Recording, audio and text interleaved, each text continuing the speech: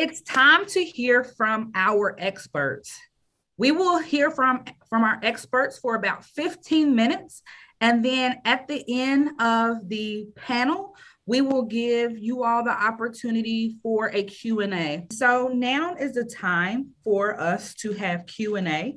And I have been going through the chat box. I have seen that a few of the questions have already been responded to. But there is one question that I see that was not responded to. So the question was, what are some ways we can find organizations doing local educational outreach? So that's in terms of the environmental education, I take it, it seems like. I mean, one suggestion would be, I really do believe a great starting point would be reaching out to your project learning tree coordinator in your state, because they will know that or have a good handle. But I think there's also the local nuances of it. So kind of looking, you may need to get in touch with, after school programs, local youth organizations, some of which may really focus on Latinx communities or Black youth or Indigenous youth potentially. But I would start with those EE experts in the state and see what they know, and then do some of that local reaching too. And I don't know if the other panelists have other thoughts.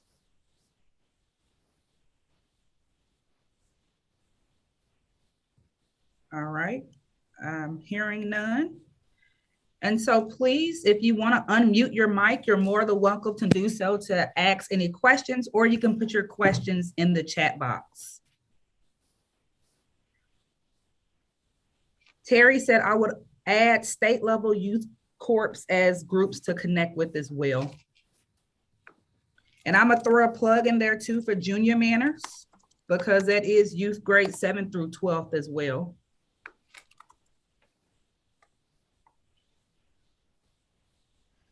All right, any other questions? So I'll throw a question out there to Beatrice. So you were talking about empowering employees. And so how do you empower your employees, or how have you seen employees being empowered? Okay, let me get a little more detail, Mia. Employees, diverse employees, or existing employees to warm them up? Diverse employees and being empowered, because sometimes they'll come in and they're kind of the only one many times. And so how do we empower our employees and keep them empowered and inspired to do the work within the organization? Yeah, it goes back to that point I made about building community. I feel more confident when I can look around and at least feel like someone understands my lived experience. For me, a lot of times my community was the admin assistants, the janitors, the security guards, and that was okay for me, right? But as I continue to move up in my career, I will say that empowering me comes through promotion, right? Because if you want me to stay, there also needs to be a path forward.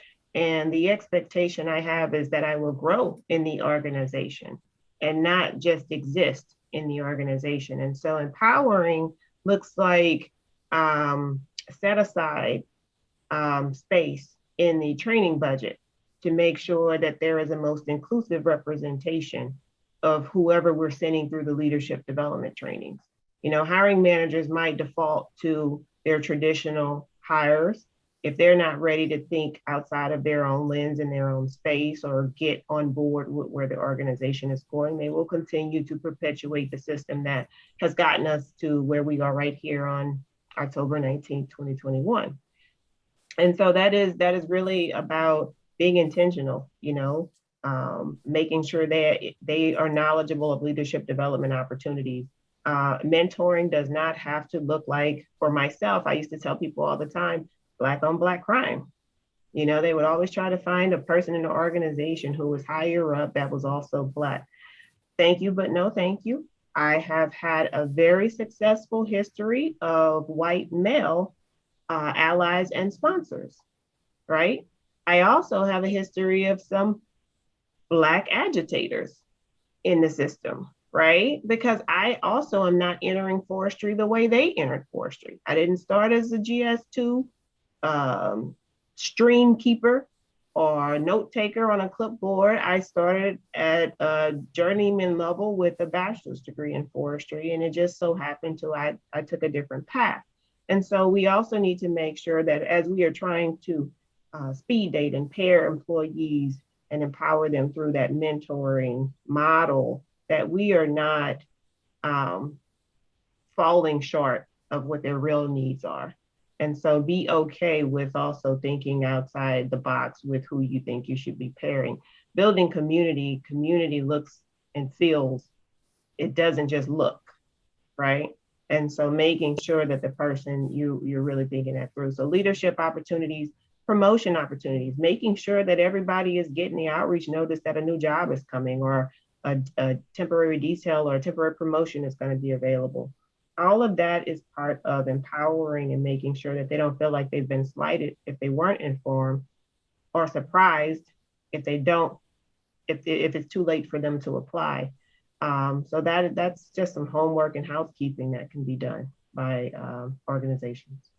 Thank you, Beatrice. So we have two other questions here. And then, of course, I do want to acknowledge those questions that have not been asked yet, but I want to make sure that we are on the right track as far as time. So again, on Friday, if there's questions that you have, please keep those questions in your back pocket, because we will have time for Q&A on Friday, or maybe today, depending on our time. So another question is, how do we bring those that think natural resource groups should only focus on the resource into a conversation about DEIJ? I get a lot of resistance and would value any tactics the panelists can recommend. I'll go first.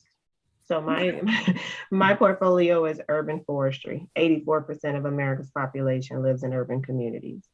I am conservation where people reside, not just where they recreate. And so as I am a representative of the federal government, and our national forest system is part of the Forest Service portfolio, that has definitely been brought up many, many times in many staff meetings and journey sessions that I've been in. And I tell people all the time, who are we conserving the resources for? You know, in urban and community forestry, we have to focus so much more on the human resources than the natural resources if we want to make sustained change and increase the living conditions of people in these communities. And so I think that that's a muscle that people have to be willing to flex and build up.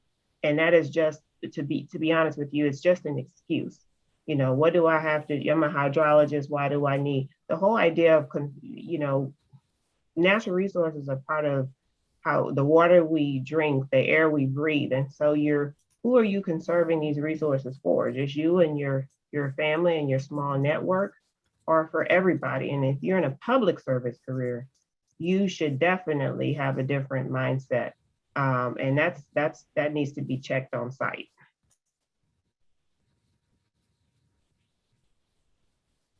Linda, Jamie, anything to add before we move to the next question? Yeah, that's a tough question, Laura. And I think at CSU, we're lucky because we have very strong leadership at the very, very top that is committed to diversity, equity, and inclusion. And so it creates, you know, an open door for us to make that part of our own priorities at multiple levels within the organization. And one of the things that, you know, I'm a relatively small unit, but meeting people where they are, you know, for my department, we decided that the place to start was looking at implicit bias, because that applies to everybody, every single person. And so that worked for us. But I think also being really cognizant of when we're organizing events, making sure that we have a diversity of people and perspectives. And when people say, well, we couldn't find someone, you didn't look hard enough to find people and to recruit people to be part of events. And I think that's also really important, because people tell stories, and that I think over time increases awareness even to those who are resisting, you know, thinking about these issues and really valuing their importance. Mia, I have just a couple quick things I might add. So, I mean, I think we're a profession where a lot of times the resistors do hear science. So I do think data and just backing it up is very helpful. I think also showing how inclusion, or whatever word you want to use, is for everybody. So I will certainly share the SAF survey had some resistance, but a lot of times it created awesome dialogue. And I would find out someone resisted the survey, but also felt as a retiree that they weren't feeling very included. So kind of finding those ways that people themselves connect to not feeling included. And then just as being very cautious about language, because if we talk up here and people don't understand what we're even saying, then they're just uncomfortable, because we're all uncomfortable if we don't understand what's being discussed. Thank you. And the last question, any thoughts on how to develop mentors outside of your organization?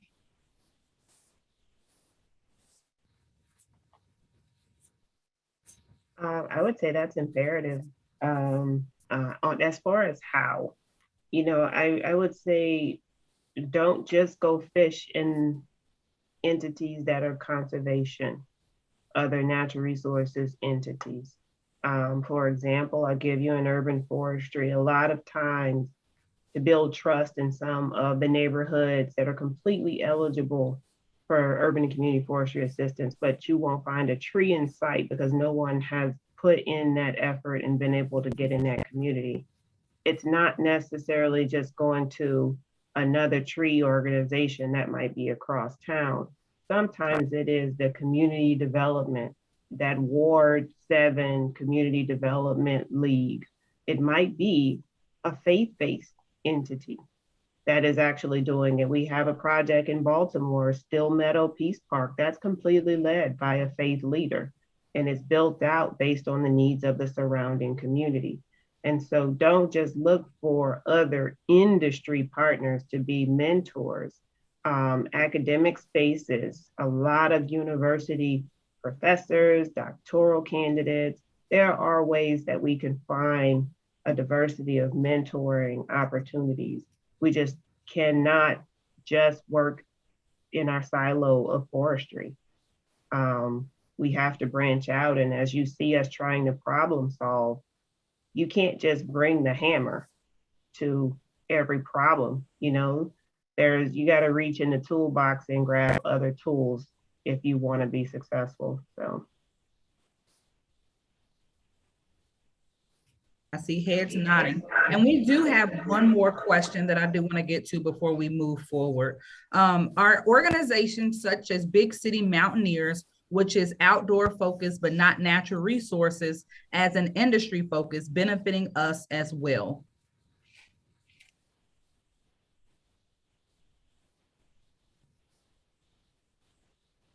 I hope so. I think we should see it as they are, but I also think we're probably not cross-pollinating as much as we should be, and having those conversations. But certainly, Dr. Nagel and I are in a state where timber is not what's bringing it home.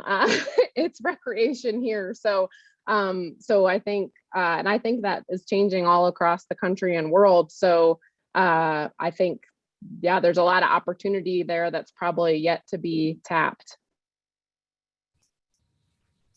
I think it's also a gateway, Mia, to be honest with you. A lot of times the recreation industry, especially outdoor recreation, on the enthusiast side, that is another sector, but they also sometimes have the most savvy and sexiest marketing and social media campaigns and communications, and they're able to attract a diverse and younger and maybe first time demographic that we have not been able to attract through our Discover the Forest billboard campaign, for example.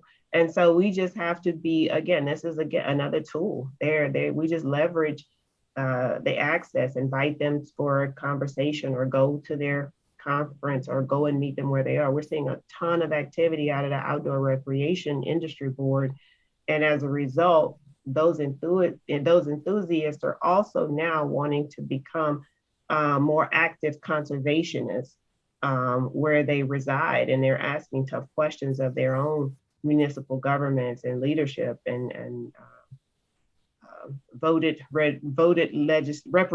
representation. I would say it like that, as to why they're experiencing disparate green space in their communities. And so I think that we can benefit from absolutely, because sometimes they're just essentially gateway to the conversation.